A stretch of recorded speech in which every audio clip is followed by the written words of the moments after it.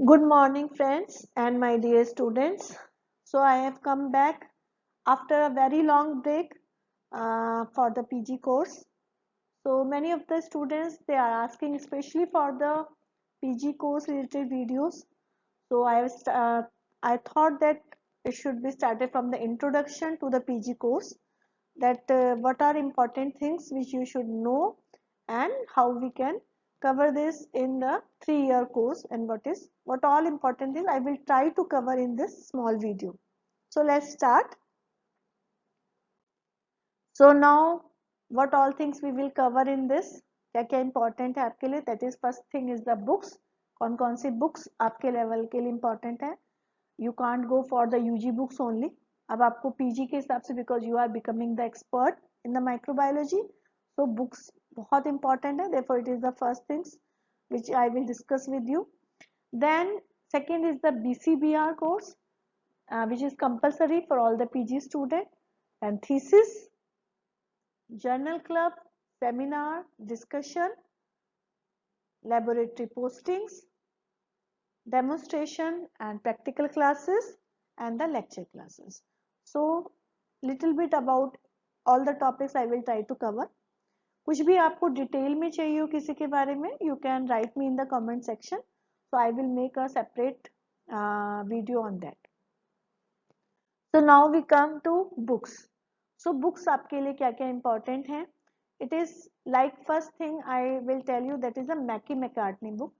तो जितना भी आपकी जो लैब पोस्टिंग्स हैं उसमें जितना भी आपका प्रैक्टिकल नॉलेज है, that all you have to read from the Mackie. तो स्टैंडर्ड बुक से आपको पढ़ना है and you will get the standard result.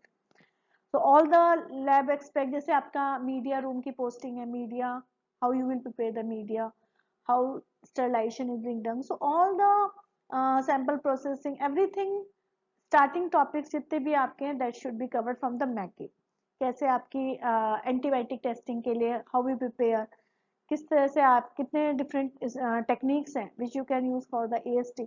so all that you have to cover from this book. Then second book है Bailey and Scott, that is for sample processing.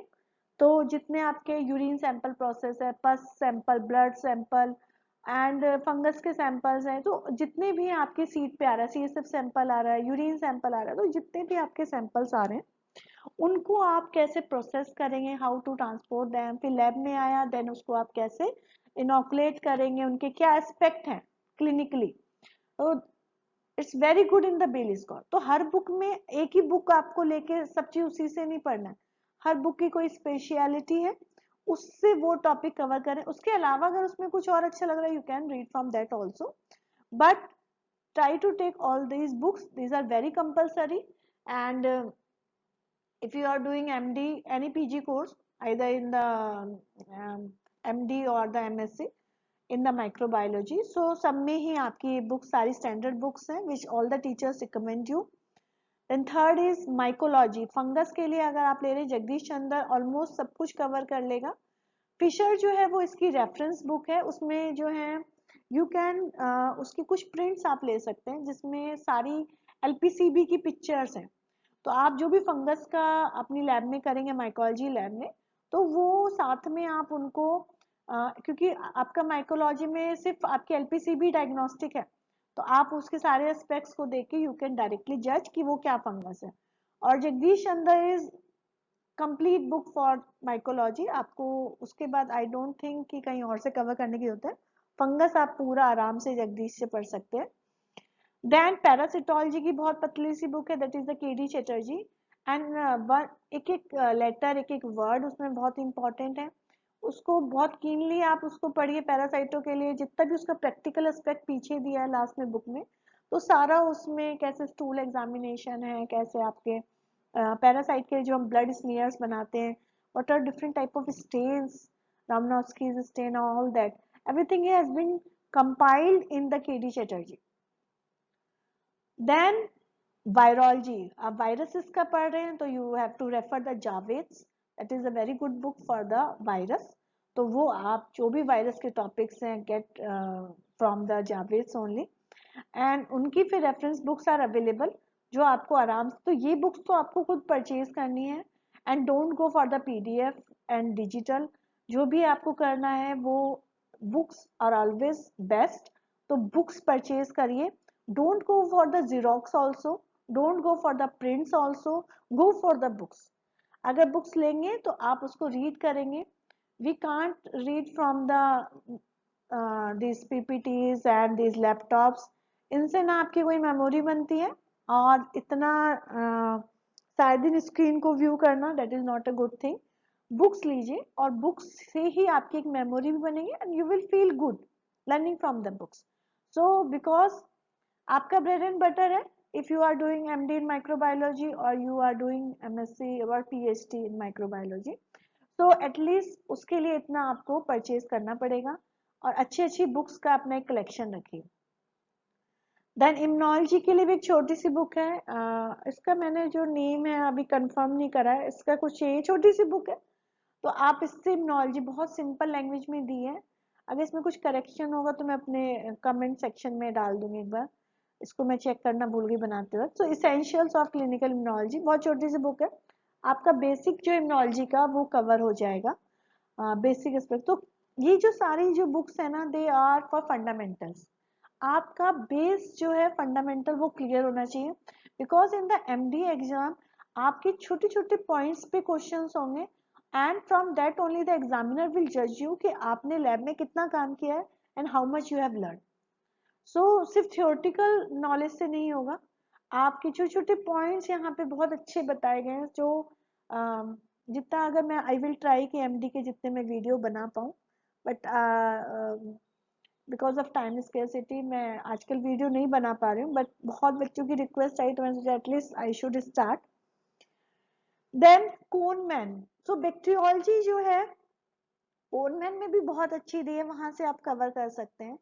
और जो आप कोनमैन में अच्छा बैक्टीरियोलॉजी दिया है, बाकी कुछ बच्चे अभी अपूर्वा अपूर्वा की जो MBBS वाली बुक है वो आप जब UG टीचिंग ले रहे हैं वहां पे आप यूज कर सकते हैं, अनंत नारायण यूज कर सकते हैं।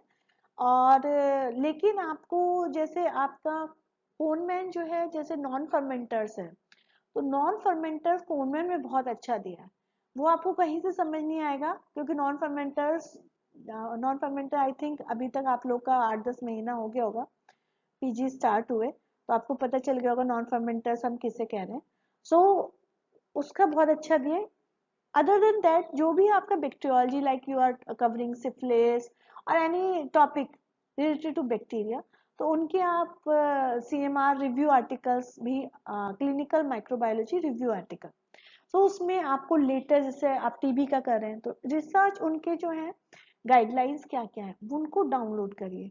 हर चीज आपको बुक में नहीं मिल सकती, तो उसके लिए आपको रिव्यू आर्टिकल्स, CMR के आर्टिकल्स बहुत अच्छे रहते हैं, उसमें आपका पूरा पास्ट में क्या रहा अभी क्या रहा, तो वहां से आप रीड कर सकते हैं कि लेटेस्ट टेक्निक क्या करी जा रही है, और उनके जो प्रोग्राम चल रहे हैं आपका डॉट्स का चल रहा है TB का, तो उसके लिए क्या RNTCP गाइडलाइंस है, तो सीधा आप RNTCP गाइडलाइंस डाउनलोड करिए कि अभी लेटेस्ट क्या गाइडलाइन चल रही है। आपका AST का है तो उसमें आपको CLSI गाइडलाइंस देखनी पड़ेगी, तो आई विल ट्राई कि उन चीज़ों को भी इनकॉर्पोरेट करूँ आगे किसी वीडियो में, कि कौन कौन से मैं आपको पेपर्स भी डाउनलोड करने, सिर्फ इन्हीं से नहीं होगा। So go for this books, they are very good. Then reference books, तो ये आप अपनी लाइब्रेरी से कोई भी टॉपिक अगर आपको क्लियर नहीं है, सेमिनार बना रहे हैं या आप जर्नल क्लब का तैयारी कर रहे हैं, सो उनके लिए आपको रेफरेंस बुक्स की भी जरूरत पड़ सकती है। You can go to your library, वहां से आप उतना टॉपिक को you can find out the important points. So Topley is a very good book, इसकी तो हमने तो we I have taken this book, इसका Topley I have. And QB reference book है इम्यूनोलॉजी की, तो QB जो है उससे आपको इम्यूनोलॉजी में कुछ if you have any problem you can refer that. Virology की फील्ड्स है, सो ट्राई टू रीड जहाँ से आपको टॉपिक क्लियर हो। सो बेसिक फंडामेंटल्स क्लियर करिए, ये नहीं कि जस्ट आप मगअप कर रहे हैं आगे बढ़ रहे हैं, तो वो उसमें आप जो जब मेन एग्जाम होगा तो वहां पे आपका सब ब्लंडर्स होने स्टार्ट होंगे। सो प्लीज वर्क हार्ड, अच्छी बुक्स लीजिए and read from the book instead of watching videos from here and there. कुछ चीज आपको क्लियर नहीं हो रही है तो आप यूज कर सकते हैं, अदरवाइज बुक्स में बहुत अच्छा दिया है, and learn from your teachers, जो आपकी लैब पोस्टिंग से वहां से सीखिए। Now we come to the BCBR. So BCBR क्या? It is a basic course in biomedical research. और ऑलरेडी ये बच्चे कर चुके होंगे पीजी स्टूडेंट्स, क्योंकि 6 मंथ्स में आपको ये कोर्स करना था। इसका मेन पर्पस है कि आपको स्टैटिस्टिकल एनालिसिस के बारे में थोड़ा बहुत इसमें आपको सारी नॉलेज दी गई है, कंपलसरी कर दिया गया है फैकल्टी के लिए भी और स्टूडेंट्स के लिए भी। एंड आपका जो रिसर्च आप जो एमडी कोर्स में लर्न करते हैं पीजी कोर्स में, सो थीसिस का ये इंपॉर्टेंट पार्ट है, क्योंकि थीसिस में आपको कैसे थीसिस करना है, कैसे उसमें स्टैट्स अप्लाई करना है। So that is why it is very important कि थीसिस का जब हम प्रोटोकॉल लिखते हैं तो वहां पे आपका बीसीबीआर उससे पहले ही करना होता है और फिर आप प्रोटोकॉल भी सबमिट करते हैं। सो अब आप सो दैट इज कंपलसरी, तो इसके बिना आप एग्जाम ही नहीं दे सकते। तो ये अपना जल्दी से जल्दी इसको क्लियर करें, और इसमें अगर कोई डाउट हो यू कैन आस्क मी, तो मैं इस पे अलग से I will give information. Then thesis में आपका एक फिक्स ड्यूरेशन है, थीसिस टॉपिक आपका मिल चुका होगा, प्रोटोकॉल सबमिट हो चुका होगा। सो उसमें भी आपका ओरिएंटेशन ऑलरेडी है, और जो फिक्स ड्यूरेशन है उतने में अपना थीसिस जो है that is the responsibility of PG student only. So and your guides are only for supervising. तो आपको कोई प्रॉब्लम आ रही है और या आपको सैंपल कलेक्शन में दिक्कत आ रही है, प्रोसीजर में कोई, तो that you can take knowledge from your guide, but that is solely responsibility of the student. And अगर आपने टाइमली कंप्लीट नहीं किया, so you will not able to appear for the exam, so that is your responsibility, you have to complete it now timely, आपका complete हो जाना चाहिए। And 6 months before your exam आपको 2 research paper भी thesis पे लिखने हैं, then only you will be allowed to sit in the university exam. तो 2 रिसर्च पेपर भी आपको पब्लिश करने हैं, सो इसको टाइमली कंप्लीट करिए। एंड ओरल प्रेजेंटेशन, जो भी आपकी कॉन्फ्रेंस आ रही है 3 इयर्स के ड्यूरेशन में, नेशनल कॉन्फ्रेंस जो हो रही है उनको अटेंड करिए। These certificates are also important, जो आपके यूनिवर्सिटी का जब सेंटअप जाएगा तो उसके संग वो सब लगेगा, और उसमें आप ओरल प्रेजेंटेशन भी आपको नेशनल कॉन्फ्रेंस में करना है, वर्कशॉप्स भी अटेंड करनी है, तो उनके सारे सर्टिफिकेट्स आपको चाहिए। These are compulsory, oral presentation भी कंपलसरी है और 2 रिसर्च पेपर आपके कंपलसरी है। Now come to the journal club. So most of the PG student I have seen, they don't know what is journal club, they don't know how to present the journals. तो journal जो है, क्योंकि जो आपकी PG teaching है उसमें आप research का भी एक्सपीरियंस ले रहे हैं, कि आपको रिसर्च वर्क भी सिखाया जा रहा है, आपको टीचिंग भी सिखाई जा रही है कि आप एज अ टीचर एसआर जब आप बनेंगे या फैकल्टी बनेंगे तो वहां से आपका टीचिंग शुरू होगा। और ये जो 3 इयर्स आपके एमडी के होते हैं पीजी कोर्स के, ये भी आपके टीचिंग एक्सपीरियंस में काउंट होते हैं।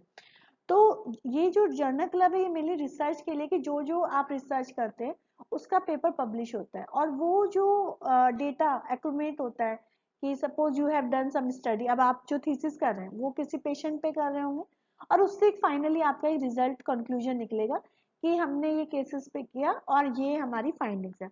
तो वो जो डेटा होता है वो आपकी कंट्री का एक डेटा बन जाता है, और उसी से आगे जो प्रोग्राम्स बनते हैं उसी को एनालाइज करके फिर आगे हम जैसे टीबी पे करें तो टीबी को कैसे कंट्रोल कर सकते हैं, तो उसके बेसिस पे ही वो प्रोग्राम्स बनाए जाते हैं।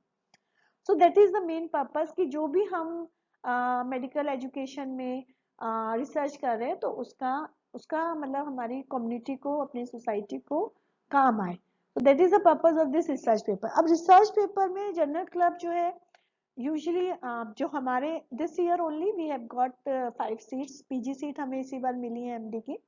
और हमारे जर्नल क्लब जो होता है वीकली, हम हर वीक या तो सेमिनार करवाते हैं या जर्नल क्लब कराते हैं, तो मंथ में हमारे 2 जर्नल क्लब हो जाते हैं और 2 सेमिनार होते हैं, डिपेंड करता है इंस्टीट्यूट टू इंस्टीट्यूट। कुछ इंस्टीट्यूट्स में हर वीक एक जर्नल क्लब होता है और सेमिनार को वो फोर्टनाइटली कराते हैं। तो जर्नल क्लब में क्या क्या इंपॉर्टेंस, और जर्नल क्लब बहुत इंपॉर्टेंट है, इसका मैं अलग से एक वीडियो बनाऊंगी। फिर भी कुछ स्मार्ट थोड़े से कुछ पॉइंट्स मैं यहाँ पे इंक्लूड कर रही हूँ, कि जब आप जर्नल क्लब का टॉपिक लें तो वो क्लिनिकल माइक्रोबायोलॉजी पे लें, instead of plants animals in पे ना लें, क्योंकि आप क्लिनिकल माइक्रोबायोलॉजी की डिग्री ले रहे हैं तो आपका ह्यूमन पेशेंट पे वो स्टडी होनी चाहिए।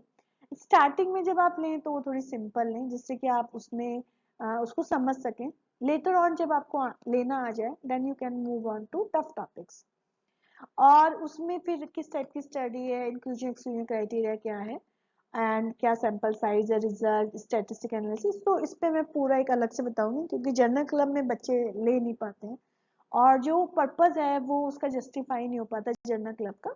तो इसको मैं सेपरेटली कवर करूंगी, ये आपको लेना आना चाहिए journal club, how to present a research paper.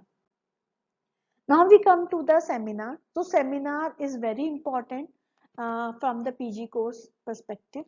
इसमें क्या होता है, your institute or your not institute, your department will select certain important topics and either weekly or fortnightly, that is in 2 weeks they can give you one topic to one PG student. And topic जो होते हैं usually वो जो latest जो चल रहे हैं trend में, जो infections like in microbiology if we talk like in tuberculosis, तो they can give you what are the latest diagnostic techniques for tuberculosis.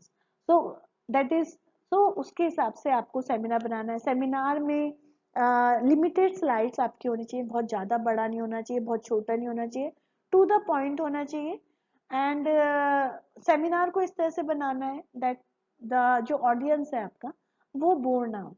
तो seminar, how to make a good seminar, seminar कैसे बनाया जाता है, how to present it, तो ये भी एक आर्ट है कैसे आप सेमिनार को प्रेजेंट करें, because seminar is a very important. जब भी आप आगे, जब आपका when you become the SR और फैकल्टी, तो वहाँ पे आपको टीचिंग क्लासेस जो लेनी है वो सेमिनार के वे में मोस्टली आपकी क्लासेस होंगी।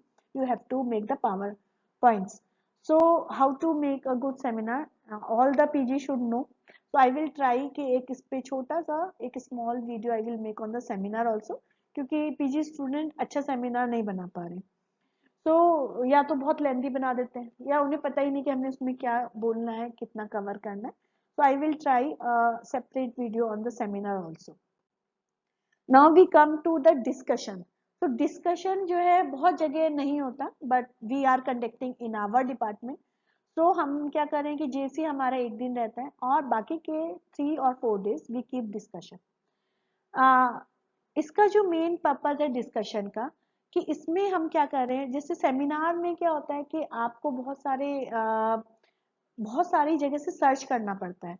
आप रिव्यू आर्टिकल्स भी सर्च करते हैं, फिर बहुत 3-4 बुक से वो करते हैं, उसमें फिर कुछ फोटोज भी डालते हैं और उसको थोड़ा सा या कोई वीडियो इनकॉर्पोरेट करते हैं, तो it will take a time. Almost 2 to 3 weeks आपको सेमिनार बनाने में लग जाता है, एक अच्छा सेमिनार अगर आप बना रहे हैं। लेकिन अब सेमिनार अगर हम फोर्टनाइटली करा रहे हैं या वीकली भी करा रहे हैं, तो विद इन अ मंथ हम कितने टॉपिक कवर करेंगे, that we will only able to complete 4 topics.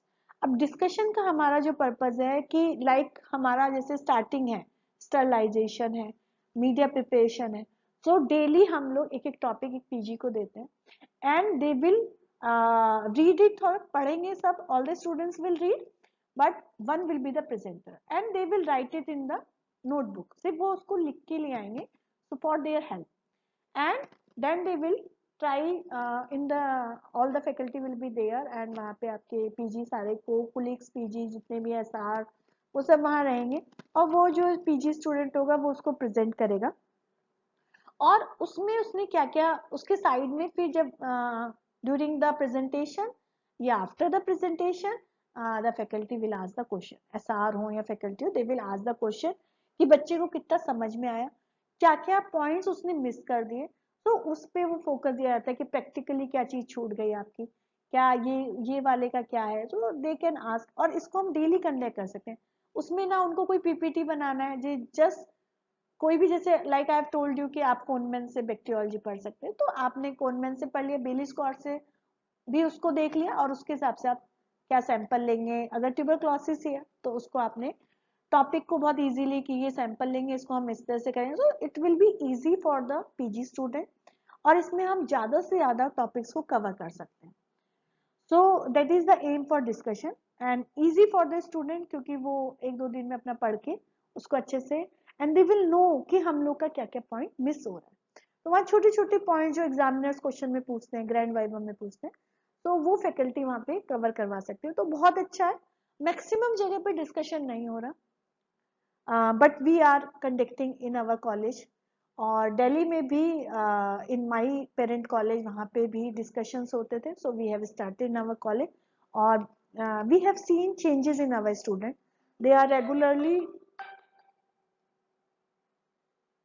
they are regularly doing the discussion and बहुत improvement आया है उन बच्चों में। और मेन थिंग क्या है कि मेन थिंग ये है कि विद इन 1 ईयर उनका जो है एक बार पूरी माइक्रोबायोलॉजी जो है कवर हो जाएगी।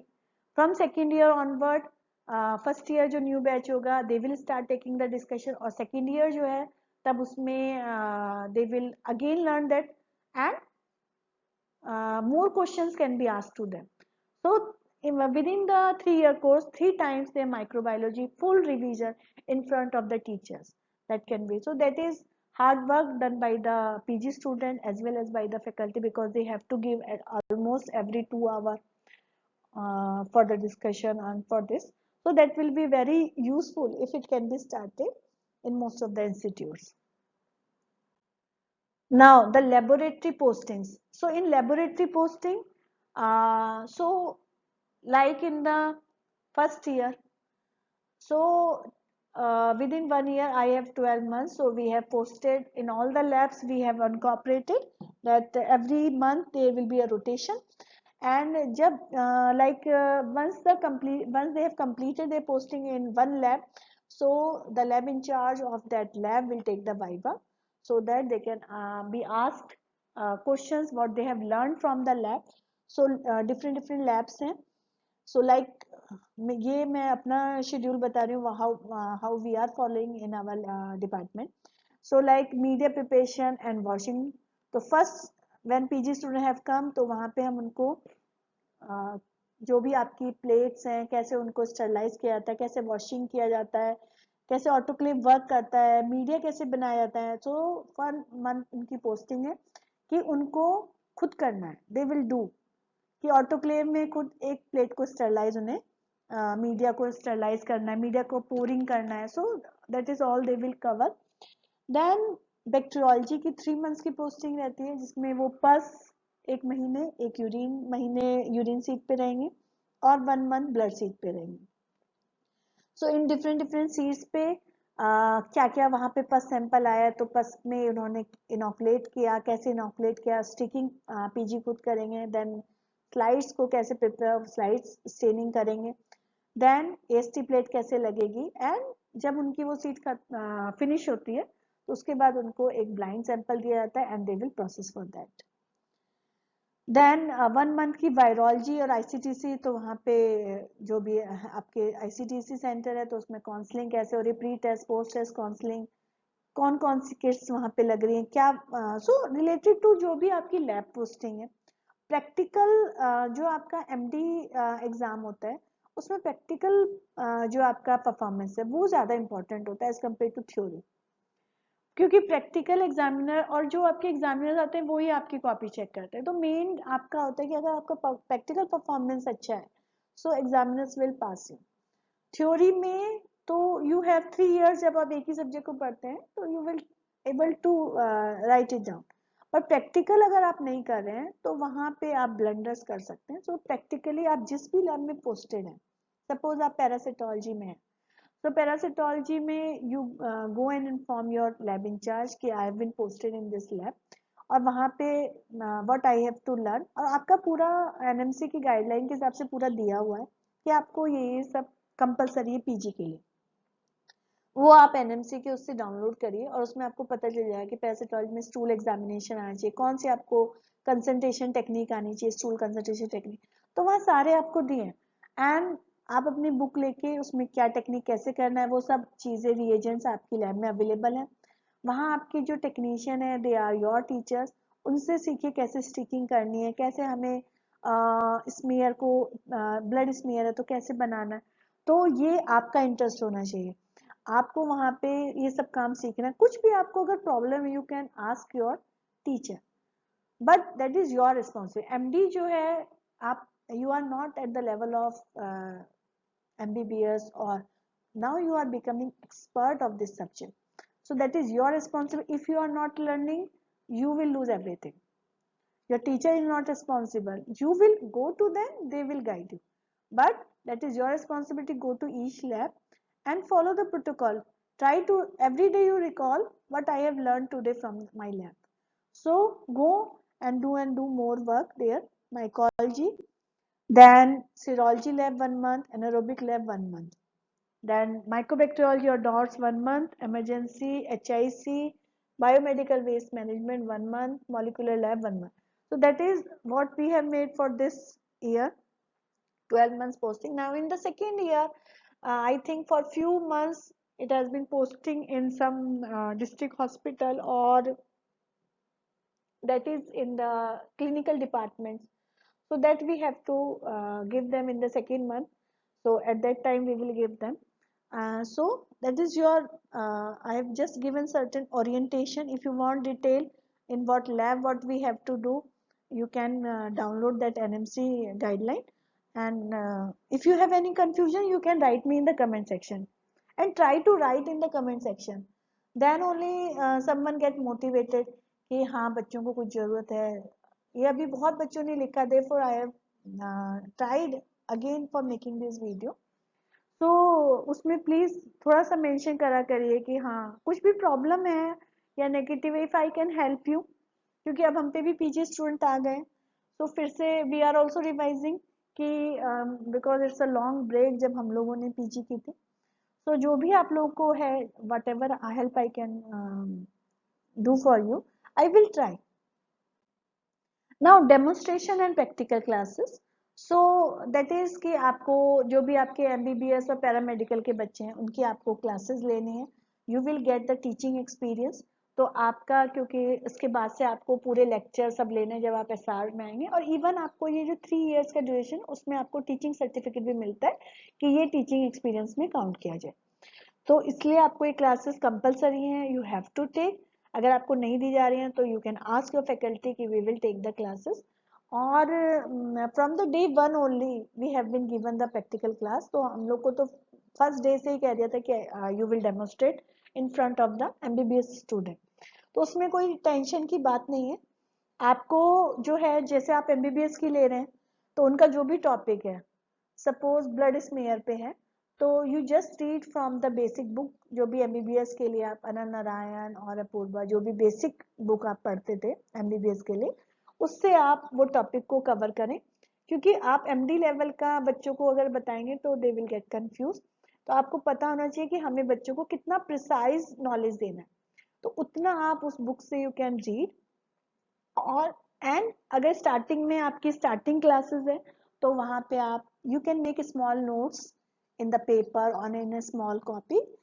So there is no problem. You can use in front of the student also, because you are also learning. This is your learning only. उसमें कोई प्रॉब्लम नहीं है. स्टार्टिंग में we were also use to write it, और साथ लेके आते थे कि अगर कहीं पे, क्योंकि गलत इंफॉर्मेशन बच्चों को नहीं देनी. That is your aim. You are a teacher now. So कुछ भी है आपका लिख के ले जाओ, एंड पहले आप प्रिपेयर होने चाहिए. आपका आपने रीड किया एंड रिवाइज कि मैं किस तरह से प्रेजेंट करूंगा, और फिर उसके आप नोट्स भी बना के ले जाएं, और फिर वहां पे उनको डेमोन्स्ट्रेट. अगर प्रैक्टिकल है तो आपको पहले एक बार प्रैक्टिस लैब में करनी है. कैसे आप स्मेयर बना के उनको दिखाएंगे, फिर स्टेन करके दिखा रहे हैं तो स्टेन का स्टेप पहले आप लैब में प्रैक्टिस करेंगे, फिर आप एमबीबीएस स्टूडेंट्स को डेमोन्स्ट्रेट करेंगे. और slowly slowly you will get the confidence. फिर आप 1-2 बार क्लास ले लेंगे, देन आपको कॉन्फिडेंस आ जाएगा. इससे आपको जो एक फोबिया होता है स्टूडेंट्स के सामने बोलने का, या आपका जो ऑडियंस बैठा है लोगों के सामने बोलने का, वो आपका बहुत दूर हो जाएगा. कोई प्रॉब्लम नहीं रहेगी. फिर आप जब एसआर बनेंगे, फैकल्टी बनेंगे, you have a lot of confidence. तो आपको ये सारे जो पर्पस दिए गए हैं पीजी स्टूडेंट को, वो उनको एक तरह से एनहांस, उनकी स्किल्स को एनहांस करने के लिए इतने सारे काम दिए गए. तो that is a very good, you can learn from it. Now the lecture classes. So lecture जो आपके टीचर्स ले रहे हैं, फैकल्टी ले रही है, सो उनके जितने 1 ईयर का एटलीस्ट आपको सारे लेक्चर क्लासेस जो हैं, लेक्चर्स जो हैं, उनके अटेंड, थ्योरी लेक्चर्स अटेंड करने, दैट इज कंपलसरी. उसके बाद आप करना चाहें so depend upon your department कि वो क्या चाहता है. लेकिन it is very important as you will learn कि how to take the classes. So जैसे आपकी फैकल्टी ले रही है, यू विल नो कि हमें क्या क्या टॉपिक्स एमबीबीएस लेवल पे कवर करना चाहिए. देन जो एमबीबीएस के टॉपिक्स हैं वो एक राउंड आपका वहां पे भी कंप्लीट होगा उन स्टूडेंट्स के साथ. And small topics, basic information जो एक एमबीबीएस को भी पता होना चाहिए. अब वो एमडी लेवल पे ना पता हो एग्जाम के दौरान, so it will be very embarrassing for the department as well as for the PG student. So the basic things which you might not have covered during the MBBS time, so they all will be covered. So it will be very fruitful for you. So बहुत सारी चीज़ें हो सकता है मैंने cover ना की हूँ क्योंकि मैंने रैंडमली ये बनाया जो जो मेरे दिमाग में था. बहुत सारे एनएमसी गाइडलाइन में और भी पॉइंट्स है जो कंपलसरी हैं पीजी स्टूडेंट पे. You can mention in the comment section कि और बच्चों को वो काम आ जाए. और क्या आपको इम्पोर्टेंट है. I will try to make जो सेमिनार्स हमारे यहाँ कवर किए जा रहे हैं तो आई विल ट्राई कि उन पे कोई topic I will try to cover. So hopeful आपको ये अच्छा लगा होगा. इसमें बहुत इन्फॉर्मेशन मैंने कोशिश की है देने की. ऑलरेडी इसमें से 90% इन्फॉर्मेशन आप पे सब पे होगी. Still I have try. और कुछ आपको आगे और कुछ आपको हेल्प चाहिए so please mention in the comment section. Thank you.